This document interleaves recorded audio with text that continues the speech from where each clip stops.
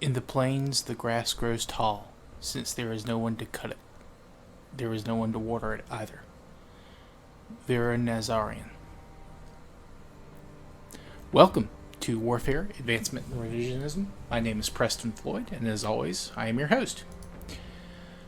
I'd like to thank everyone for continuing to listen. I've been very pleased. I've just been looking over the download numbers for the last couple episodes, and they've really shot up. I've had over, I think, like a 200% increase in regular downloads for the last month. So, a lot of new listeners. I'd love to hear from you, as well as some of my older ones. But we'll get to that at the end of the episode. We'll just go over stuff. But this week, I'd like to go ahead and get started and finishing up covering Africa at 10,000 BC. Now, last week we covered the west coast of Africa, or started in the west coast at least, of northern Africa, and then we continued along to the mountains of southern Libya. Now, this week we're going to continue heading east into the Nile Valley, and then we'll cover that going up towards, again, the Mediterranean, and then that will finish us off here, and then that will prepare us to journey into Asia on the next episode, or next main episode. So, 10,000 BC, Northern Africa. As we've discussed several times, specifically in the last episode, most recently, this northern Africa is much greener at this point in time. However, it is not entirely green. It's more of a savanna. So there are bushes, small trees, very shallow but probably large lakes, some small rivers coming down from the mountains, but nothing that remains there today, sadly. Of course, the major exception to this, the major exception for quite a while now, is the Nile. Now, we discussed the Nilotic peoples kind of in our ending episode of Eastern Africa. And they get their name, of course, from the Nile Valley and their inhabitants of it. But they are much further south than what we're going to be discussing this week. They're kind of towards the sources of the Nile. The peoples this week, it's kind of a rough division because, again, you have, again, at this point, it's a lot of guesswork still. We don't really know too much about, or at least we don't know too much concrete about who these people were, what their ancestry was, how long they'd necessarily been living in the area, and what kind of language they were speaking. This is a lot of guesswork, and we kind of go from what people that live there today are speaking and their genetic background. And that's not always the most accurate thing to do. But we do have to start somewhere. And that being said, there is, of course, we discussed Afroasiatic as a language family. It's and that is called Afroasiatic because it does cover Africa and the western parts of Asia. And the people there today, as in the past, speak a branch of that, a Semitic language, which is, of course, part of Afroasiatic. Now, at the time, it was a different Semitic language. It was not Arabic, which is Semitic. It was probably, it was Ancient Egyptian, which was also a Semitic language. Or at least a proto-form of Egyptian, most likely.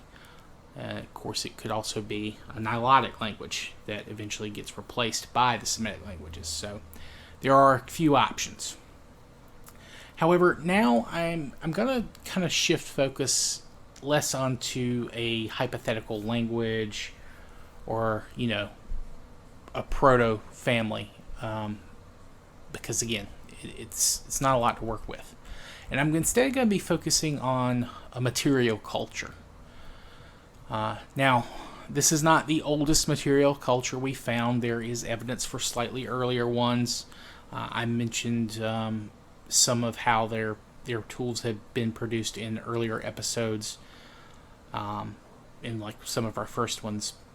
And there is evidence of other cultures in Africa that predate this one. I didn't go too much into detail because honestly, there's not a whole lot of them. We've found very little, artifacts from them. Now, that will change. I am very sure that will change over time.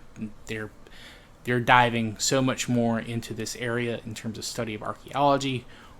Probably within the next 10 to 15 years, I think we'll have a much better view of these cultures, or at least a wider range of artifacts to kind of see what these people lived like. But at this point, at 10,000 BC, there's one that is very important to kind of the foundation of civilization. And that is the Khadan culture. Now, this actually has been around for about, give or take, 3,000 years prior to 10,000 BC. And it is probably on the downward slope. It's going to disappear in the next 1,000 years. But essentially, this is, as far as we can tell, it originated in this part of the world. Their artifacts just appear. They're very different from the neighboring artifacts in terms of what they're made with, how they're produced. The stones chip differently. They have their own flourishes, their own artistic interpretations, that kind of thing. That being said, these people are hunters, as of course we've discussed. Everyone is still a hunter-gatherer by this point. However, there is evidence that these people are starting to incorporate preparations of grasses and grains and fruits and things like that. There is some evidence that they made, a conscious decision to water and care for the local plant life before they were ready to harvest it. And they'd make sure it had enough water. They would carry water to maybe drier areas, make sure it got enough, and they would of course prevent animals from getting into it. Now, there is no evidence that they were planting it. They were not harvesting the seeds and organizing it into rows and moving it to where it had never grown before. That is something that comes around in the future. But it shows that agriculture is not something that's just going to crop up magically because of a few very innovative people. This is something that is developed multiple times throughout history, semi-simultaneously, depending on your crops, or what you're working with to make your crops, you have a little bit more or less to work with.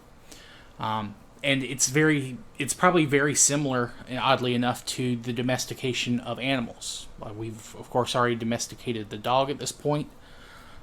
Speaking of, the dog may not quite be in Africa just yet. It's getting close, but I think 9,500 BC, I think, is the earliest date they're seen in African archaeology.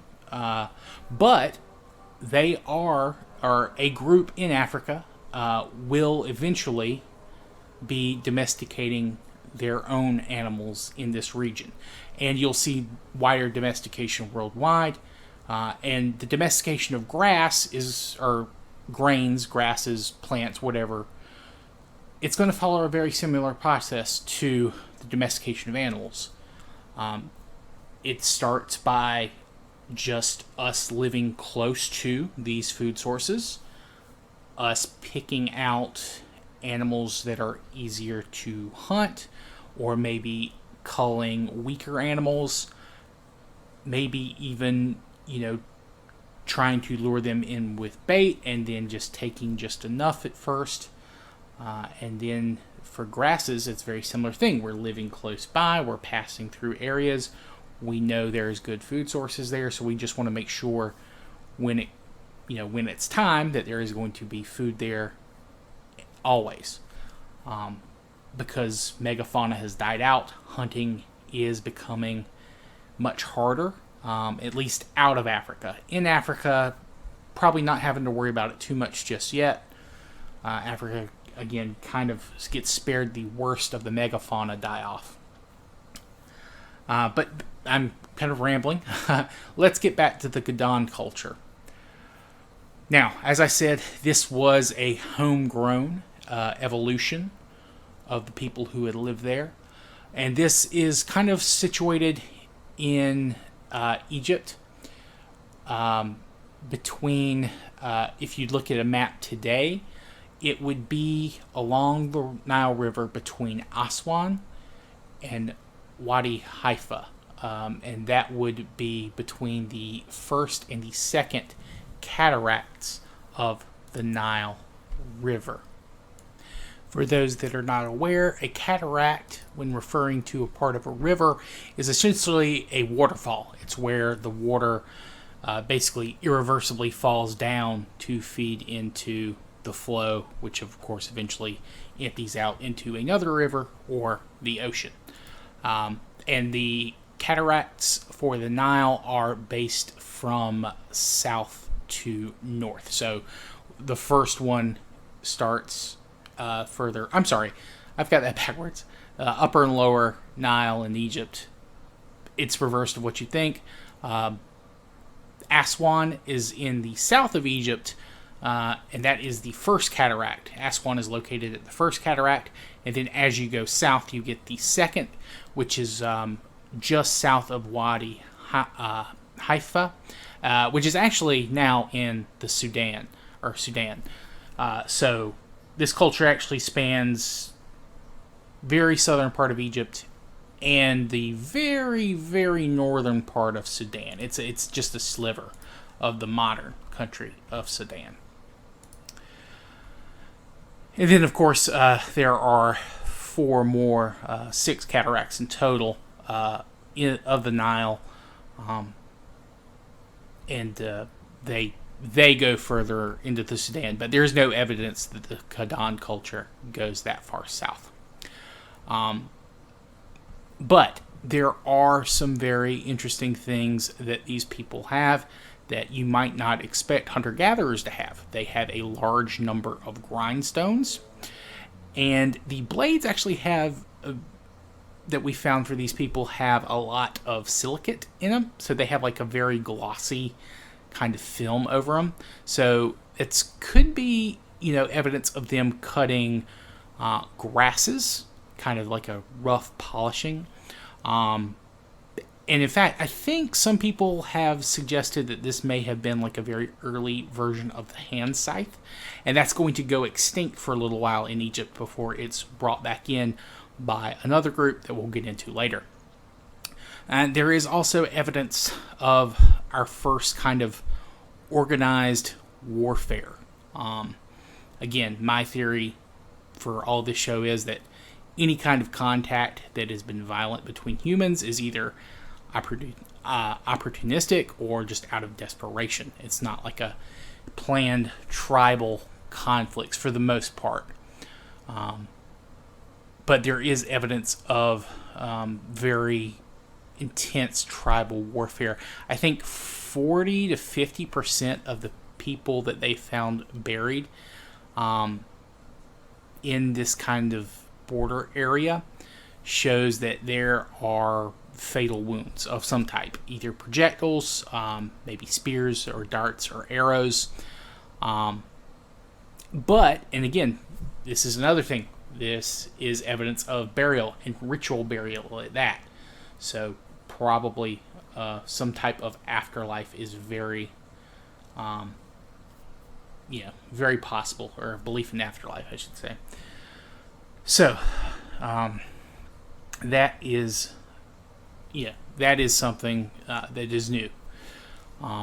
We also have evidence that in addition to hunting, they were very proficient fishers. The Nile is a very easily navigable river. It is not too hard to deal with on a day-to-day basis. It would be very easy to catch a lot of fish. You would, of course, have to worry about crocodiles and hippos. That would be extremely dangerous.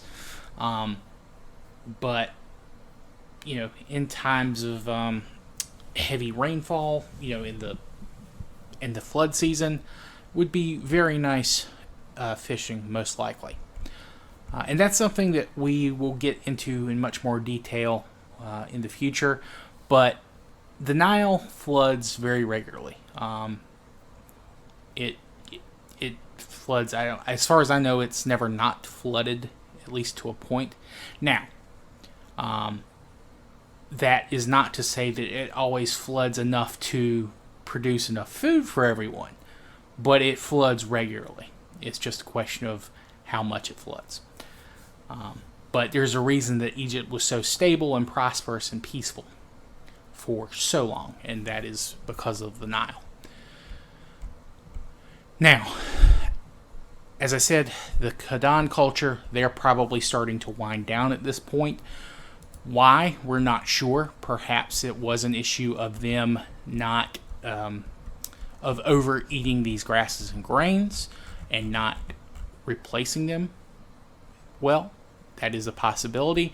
There's also the possibility that they just didn't have a lot of people in the area and they were being pressured from all sides, from the south, from perhaps Proto-Nilotic, or and if they were Nilotic, they may have been pressured by another outside group, perhaps one of the Saharan cultures and speakers, or they may have been Saharan and they may have been pressured by the Nilotic, or maybe people from the north, which is certainly a very high possibility. I have no doubt that there are people coming back in from Asia, kind of trying to get to the delta, the Nile Delta. There's going to be a lot of back and forth in this area, and it's going to cause, of course, problems for the next group that we'll get to in this area. But it also leads to kind of the genesis of Egyptian civilization.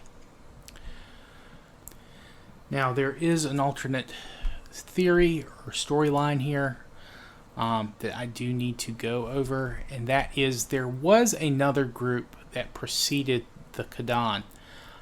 This is known as the Sibyllian culture. They were occupying generally the same area, with a site next to Wadi Haifa, but they did run farther north to a city. I forget the exact name. I believe it's Qena or Quena. I'm not sure the exact pronunciation. So they had a much wider territory, and these people, I think, there's a couple of different theories on them, and the timeline is a little fuzzy. Initially, I think they were kind of believed to have occupied the area between like 15,000 and 12,000. But now there's kind of been a redo of the timeline where it may have been between 13 to 10,000 BC. And then it kind of spread into different cultures, or like one part of it died off and the other part became the Khadaan, or the basis of the Khadaan, or the Khadaan kind of pushed them out of the southern reaches of their territory.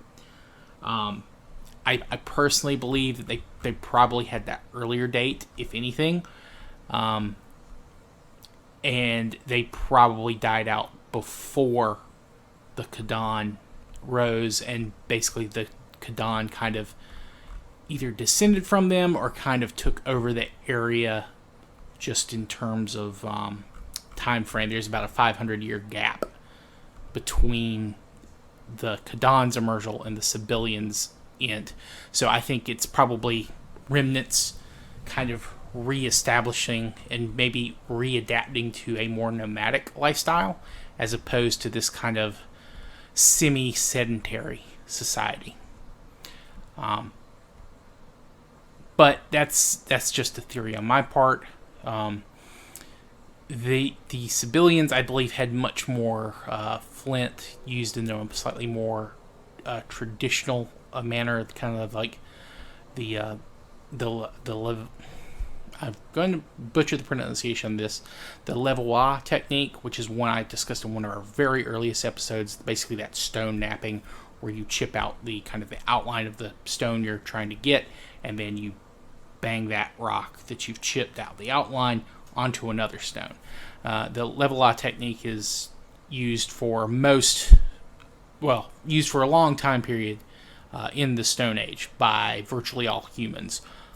It virtually spanned all of Africa, and then, that was kind of the basis for every other group later. And then they all developed their own techniques as they left Africa, or left where we were living in Africa, and began to encounter different types of materials where that type of production maybe wasn't as efficient, or maybe wasn't required to do that to make better tools. But that's just an alternate theory. I think that one is not quite as good. I do think these people, the civilians, had well died out well before the Khadan. I don't think it was a very direct evolution between the two. I do think there was a kind of a missing time frame there. But who knows? As I said, the areas that we're talking about now are getting a lot more studying these days, so this could all be thrown out the window. This could very much be accurate. I don't know. I'm just kind of trying to give you a general idea of what is happening in this region. Let's see. Where are we on time? Okay, we're about 22 minutes. That's actually pretty good. I'm glad. I was able to give you guys a little bit of information, some rambling, and kind of get in depth to an actual material culture as opposed to a hypothetical linguistic or ethnic background, as we've been doing the last couple of weeks. Now, to kind of sum up what we know of Africa at 10,000 BC. Africa has been spared the worst part of the megafauna die-off, at least for a time. You're beginning to see much more diversity in speech, and there is much more diversity in tools that is going to be arising or has arisen, and there's just not evidence of it just yet. And you're kind of going to get basically 5 or 6 sub areas where different groups kind of dominate for the rest of the history until the Europeans arrive and start exporting materials and humans from the region. But there's still a long way to go before we get to that. And we will get back to these people eventually. We'll see where they are. Probably my timeline, I'm still working it out exactly. There are parts of Africa where there's not going to be a huge amount of development because there's no pressure on these people to kind of change how they work and live. That's not true everywhere, of course, as we'll see, because I do think we'll have to get back to Egypt, or the northern part of Africa. We might not need to go back to the very southern tip. Maybe mention them in passing, but I don't think they'll need their own episode again. I do think West Africa will need its own kind of study, as well as Eastern Africa, the Horn of Africa.